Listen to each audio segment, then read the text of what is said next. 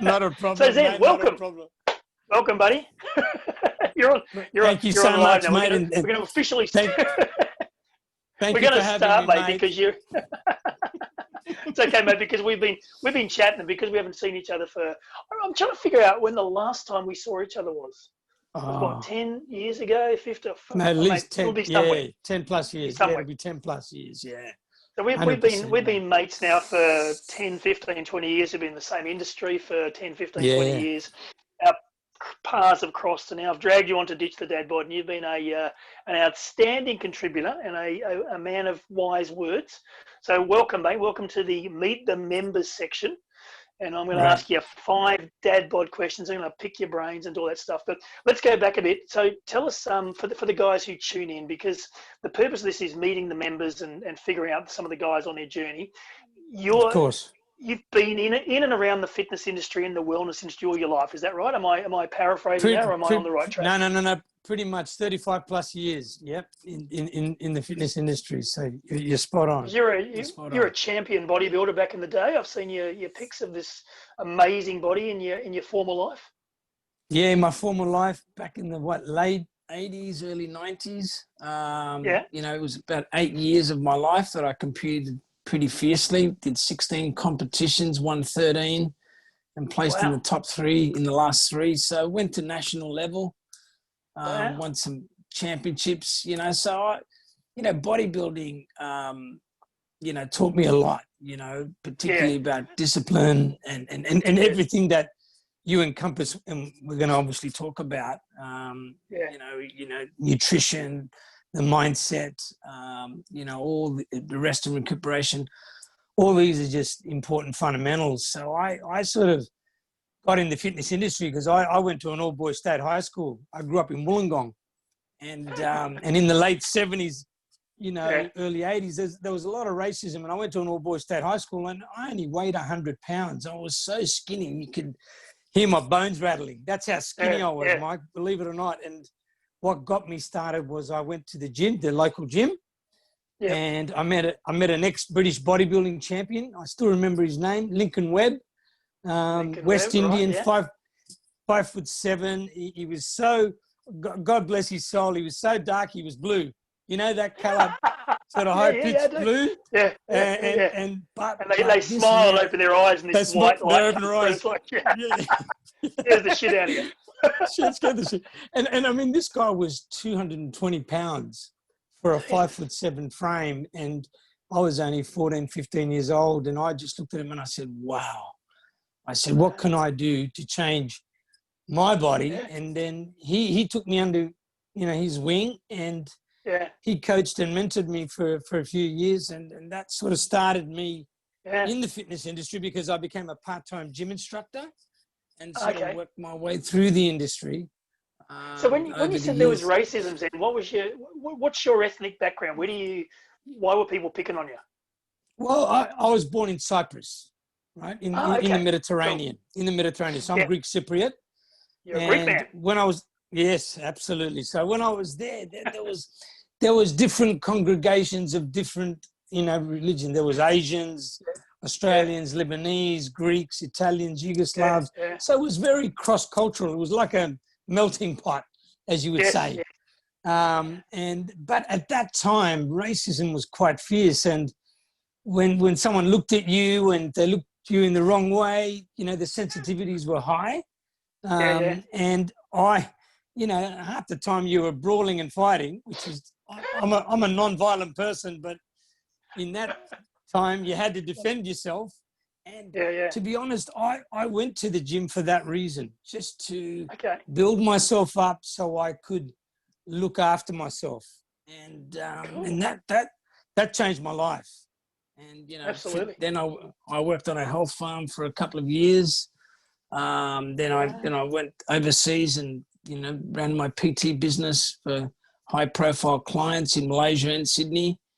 And in the last 20 years, just been in the equipment business, at a, international, but more local level now. But my passion, as you know, is presenting and motivating and helping people. And that's why I was really chuffed that you invited me into this fantastic group. I've got to say, mate, this group is fantastic because the genesis of what you've created, and I honestly believe this group is going to really multiply, particularly when more and more, the messages go out. It's just been fantastic from what I've seen, and some of the transformations have been outstanding. So yeah, mate, I in the fitness industry, you're always learning and growing. It's constant. You do, mate. So when you finished bodybuilding, you kept doing PT. You won the health farm, kept doing PT. Has there been a time in the last 20 years when you haven't looked after yourself personally, or has it always been part of your DNA? No, mate. There was 1 year I went backpacking around the world after I sort of in between my bodybuilding career. I went just packed my bags and went traveling around the world. And mate, I put on a pot belly, and I was tanned up. I was still big at that time, but I had a little Buddha belly. So I really lost it, mate, because when I went traveling, I was eating rubbish. Like you, I was hitting the tequila vodkas. Mate, I was drinking so much alcohol. I went silly, mate. And, it's not in my nature. I'm not a, heavy drinker, or it's not, but when I was traveling and having fun, I completely let myself go in 12 months. I think I ended up putting on about 12 kilos, in that which is 12 months. A lot of weight for you, isn't it? It was a lot of weight for my frame anyway. And I came back, and honestly, mate, I really felt like, excuse the Shakespeare, I felt like shit. Absolutely. I had no energy. I couldn't fit into my clothes. I started feeling down. I started to get into that sort of dark space. I wouldn't say I was depressed, but I'm a pretty optimistic, energetic, and positive. But I had those fleeting moments of sadness, and I just lost direction until I saw my ex-coach, who coached me in bodybuilding, and he just said to me one day, "Zen, what's happened, mate? You've become a fat slob. Shit, mate. You need to get back." And mate, that was an absolute kicker for me when a close mate of yours says to you, that you've changed. Mate, I was crying inside. On the outside, I was trying to be stoic. Or probably a bit of self-denial as well. But I think that's what we all need. I think as guys need that. They need that health intervention. They need either their partner to say, "I no longer love you. You're no longer attractive," or your doctor to say you're going to fucking die, or your mates to say you're a slop, you're a slack pig. Guys need that slap. We don't. We just let ourselves go, and all of a sudden something happens, which is what happened with you. The coach goes, "You're a fat pig. Get your shit together." Pig, Zen. Get your shit together. Mate, and it worked. After that, it worked, and it was a significantly emotional event for me, because I still remember where I was living at the time. I went back home. I had my head between my tail, and I remember when I went back home, I packed my gym gear, and 5 a.m. the next morning, I was back in the gym, and I was into it. But I went through a very tough first couple of weeks because I was so out of shape. But mate, I got the mojo back, and luckily I was able to turn it around to be able to compete for another 2 years. So, mate, so what's your why now, mate? When shit gets tough, and when we're in the middle of COVID, we're doing that stuff. What drives you to look after your health and wellness now? What's your driving why? My driving why is if I'm not fitter and stronger and mentally strong for myself, how can I help others? So my why is I love helping others to inspire others. So if I'm not healthy, I'm not able to do that. And COVID-19 has actually been the jolt for everyone. Absolutely, because it's gone, wow. The biggest thing I noticed in my area, I've been living here for over 10 years here on the Gold Coast, 16 years, but in this area for 10. I used to power walk, ride my bike. I was literally, the only one in my neighborhood, maybe 2 or 3 people. But in the last 6 months, I've seen more people walking outside, exercising, moving, so this is giving us the biggest wake-up call.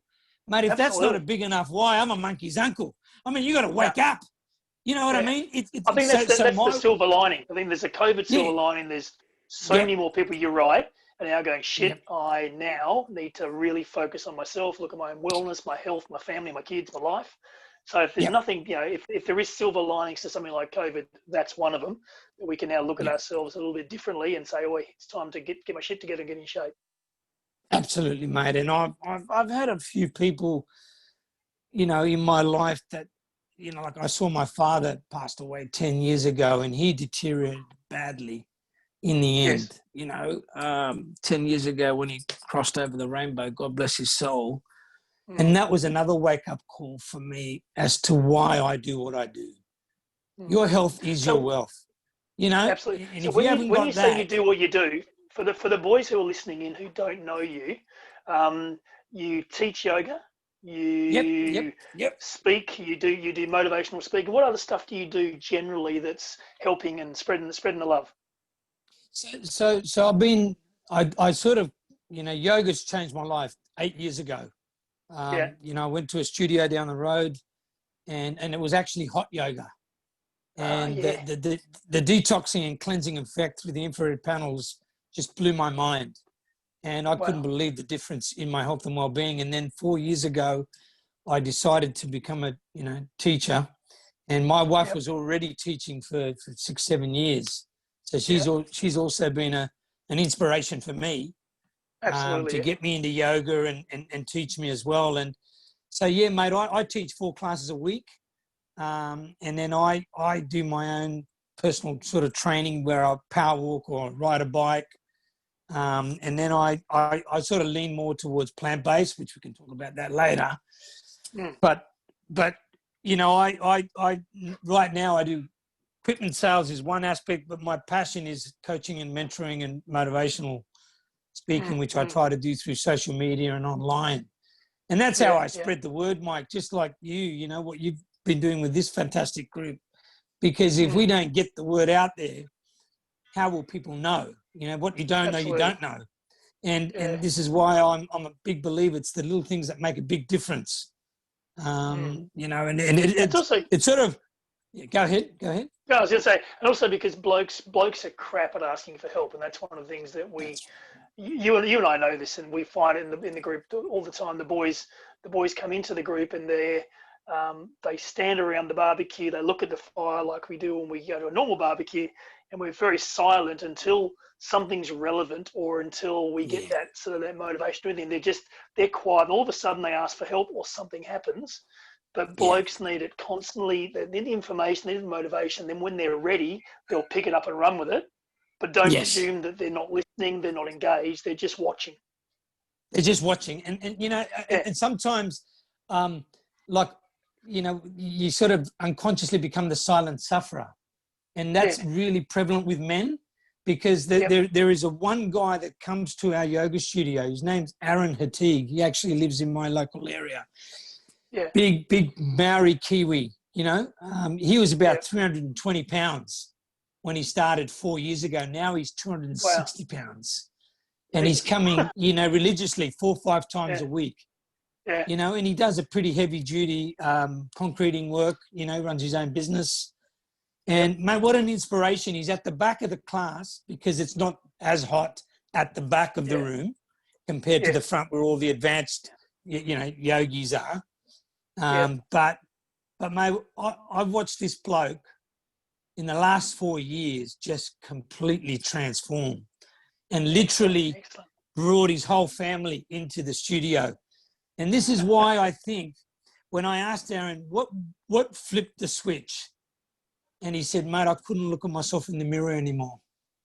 Wow. And when, I think there has to be a trigger point or there has to be a jolt for a man to go, oh my God. Like for me, the big thing that got me 8 years ago, before I went to the yoga studio, I was grabbing my clothes, and I could tell I was overweight in my gut, because my clothes, everything was getting tight. And my wife, she said, Zen, have a look at your ass, son. It's getting big. And that was the wake-up call I got. And I was like, oh, shit.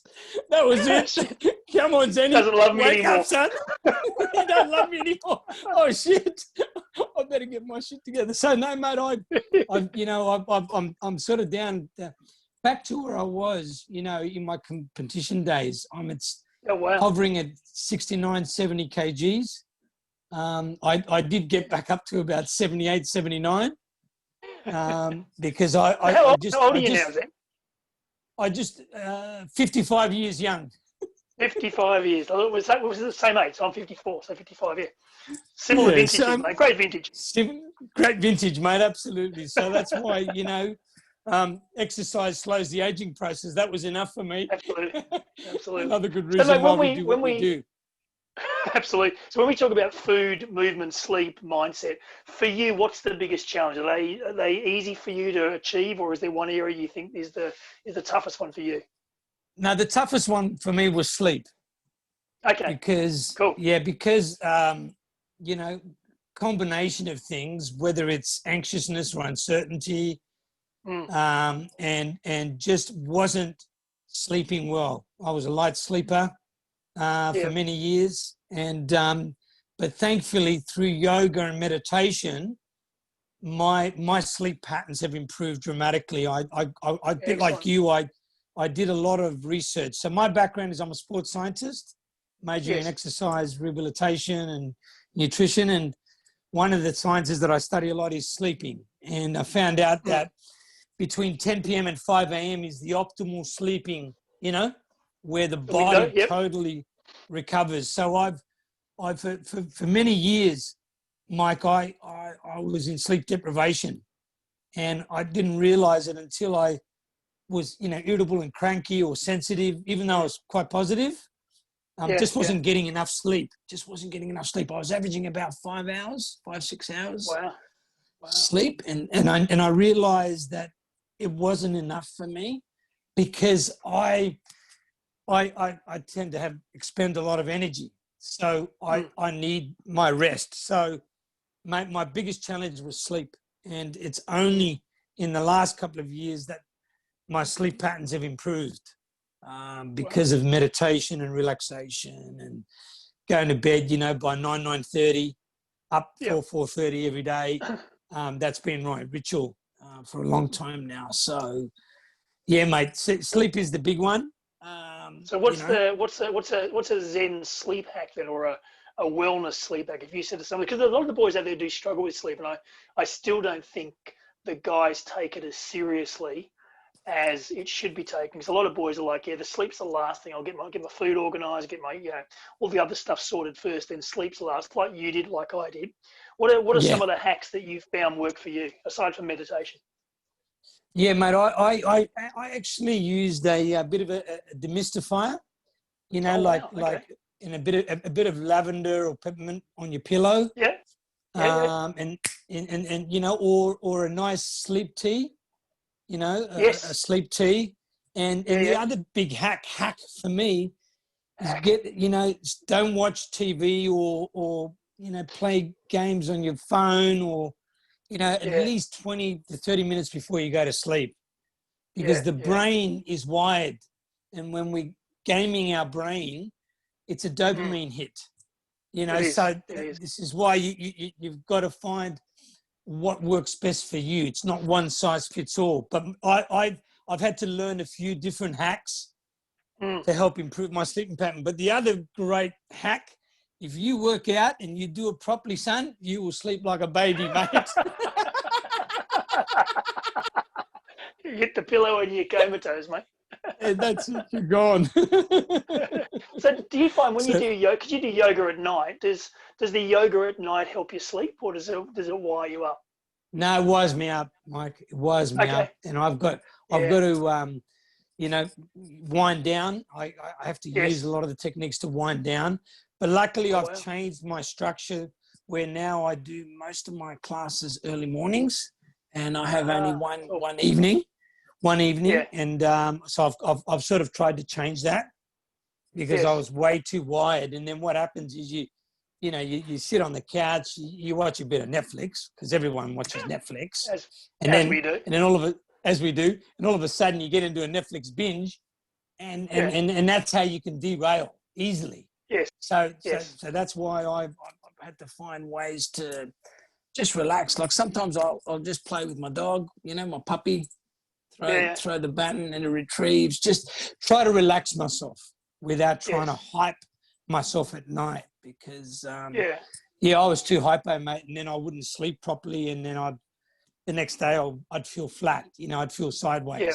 Just didn't feel myself because I wasn't hydrated enough, or didn't sleep enough. Yeah. So that's a real big one. I think men have to take it seriously. Sleep deprivation is a big killer if you're not careful, because it can catch up to you if you don't really get a good system that works for you. And this is why I think, the information is out there. You have to do yourself a favor and do it. And I think what is disappointing, you probably experience this, is the guys who bust their ass eating well, exercising well, doing all the other shit really well, and then they don't sleep well, and they lose all the benefits of all the hard work they've done because they're not looking after their sleep. So they might as well just pack it in because they're not making sure all the elements work together in their body's getting to recover and replenish and rejuvenate because their sleep's not there. So it's always disappointing when the guys are putting the hard yards in somewhere, but they're just not getting what they deserve. Correct, Mike. And I think that's, the other thing that really, was a side effect for me with my sleep deprivation. I started getting bags under my eyes and quite dark. And that was another visual sign to go, okay, I really need to get serious about improving my sleep patterns. So this is where I think, we can be in self-denial, but it's a shame if someone does everything right across the board and not get their sleep right, because it is rest and digest. I mean, we if we study animals, they've mastered rest and digest. Absolutely. Absolutely. So the problem is a lot of the dad bod guys come from that era where it was cool and trendy not to sleep because we're all over 40, over 50, whatever we are. Back in those days, the Maggie Thatchers, the Winston Churchills, those sort of those leaders were pushing the sleep on 4 hours a night. That's all you need. If you're weak, you sleep type thing. So now we know it's so important. It's retraining our mind as well as our bodies to understand the importance of sleep. Mate, last question for you. If you had to make, so a lot of the guys are going to watch this. So the guys in the group will watch this and go, "That's great, bit of motivation." But there's also the big guys who watch this video who are not ready to jump in. They've been sitting around the edges, watching the fire, farting around, waiting for that wake-up call. If you had a mate who was on the cusp of getting in shape, he was getting a dad bod, maybe he's just starting to mentally, physically, emotionally start to get those cracks in the old thing, how would you do it? How would you address it? How would you motivate him to take the steps to ditch the dad bod and get in shape? Well, the big thing, like I've done it a few times now. There's been a few people that have been sitting on the fence about, I'm not going to go to hot yoga. Hot yoga is for women. It's not. It's not for me. So what I do is I go with them, and we have the experience together. So if you can create a buddy system, I think this is why we hire personal trainers for motivation or inspiration. So if I'm talking to the dad's bods right now, with you, which I'm very honoured and blessed to have this, this moment. But look them in the eyes. Yeah, look them in the eyes. Exactly, look them in the eyes. Your only moment of power is right here, right now. So if you don't want to take that step, I'd be remiss if you didn't have the experience. Why wouldn't you have the experience? Because science says that in the back of the hypothalamus, you get endorphin release, which is a natural high. I call it the happy drug. Yeah? Doesn't cost you anything, but it costs you for you to move and for you to take action and give yourself that little bit of motivation. And sometimes if you don't have the willpower, you need to find something that is really inspiring for yourself. Like if you don't want to do it for yourself, do it for your daughter or your wife or your best mate or whatever angle it is. Find it, seek it, and go 100% pure adrenaline, which reminds me of a poem. It reminds me of a poem, Mike. Tell us a poem, buddy. It's called Survival. It's a gazelle and a lion. And every morning in Africa, a gazelle wakes up. It knows it must run faster than the fastest lion, or it will be killed. Every morning in Africa, a lion wakes up. It knows it must outrun the slowest gazelle, or it will starve to death. It doesn't. Now, when the sun comes up, it doesn't matter when the sun comes up. You better be running. So survival. Yeah. So you need to find what it is for you that can give you the significance to, take that leap of faith and have the courage and do what you need to do. Because discipline is defined as whether you feel like it or not, you have to do it. And when you do it, you feel better for it. And we know that. We've seen it, we've experienced it, and I hope the dad bods, out there, who are listening to us, go for it. A few years ago I came across, like when you look at a boiling kettle water, when you boil water. So they say at 212 degrees water is hot, and then at 212 degrees it boils. And so when boiling water increases, it creates a lot of locomotion and power and force. So it took 1 degree from 211 to 212. And I watch my kettle every morning when I boil water. It's that split second from 211 to 212, it boils. So that's the spark. That's the inspiration. That you've got to... That 1%, it's the 1% pearlers. Even if it's a 10-minute walk a day, or changing your meal pattern, or maybe having one cheat meal a week, or give the drinking, whatever it is. It's the little things. You got to find your why, and it's the discipline thing is really interesting because it's the discipline when people aren't watching. It's cute to be disciplined when you're fucking show ponying and you're out front and people are looking at you. It's the discipline when no one gives a shit what you're doing, no one's watching you, no one cares what you eat, no one cares if you exercise or not, no one cares what you do. That's when the discipline kicks in. When you're doing it for yourself. You're not doing it to show pony anybody else and show anybody how clever you are. That's when that's when it makes the difference. That's when really you start to dig deep and go, you know what, I'm doing this for me, not to show off to others. Mate, you are an inspiration, buddy. I love chatting to you. Mate, it goes both ways. And the other thing I wanted to say is on for Dad Bods, one of the great things that you do each month is the challenges. And that's the other gateway I think is great for our members. If they're sitting on the fence, jump in on one of those challenges and mate, you never know, it might change your life. I know it will. Absolutely. But mate, I enjoy it's talking anything, to you. mate. It just starts. You're right, mate. The challenge is just a way of getting you starting to it. Just know what the challenge is, whether it's this one in September, the one coming up is a good one, it's a good little movement, but it doesn't matter what it is, it just gets you into the habit of doing something, and then you do it the next day and the next day and the next day, and all of a sudden you turn around again, shit, it's a routine, and then your life has changed. Mate, inspiration. I'm going to say goodbye because you and I could talk for hours, and I'll turn the camera off in a second. You and I probably will talk for the next hour. But that's all right, mate. Problem. Thank you so much for jumping on Dadbot and giving the boys a kick up the arse because that's what they needed. You are an inspiration, mate. I can't wait to come back over to Queensland because I've got two sons who live in Queensland. I don't know if you knew that. Oh, two sons no, I didn't know who that. live on the Gold Coast. They've been watching you. Two sons who actually live on the Gold Coast, probably not far from where you are. So I'm going to come over and visit them as soon as we're allowed to fly. And I'm going to come to your yoga studio. I'm going to hang out in the front with the yogis. I'm going to get sweaty and we're going to do this shit together, buddy. Mate, I'll look forward to it. And thank you so much for having me, Mike. Really appreciate to be a part of this great cause, mate. And absolute pleasure and honour, brother. No problem, buddy. Thanks for sharing your Sunday, buddy. Appreciate it. Absolute pleasure, mate. Cheers, mate. Yeah, mate. See you, That's mate. cool, buddy. Awesome chat. No, thank you, I've just mate. No,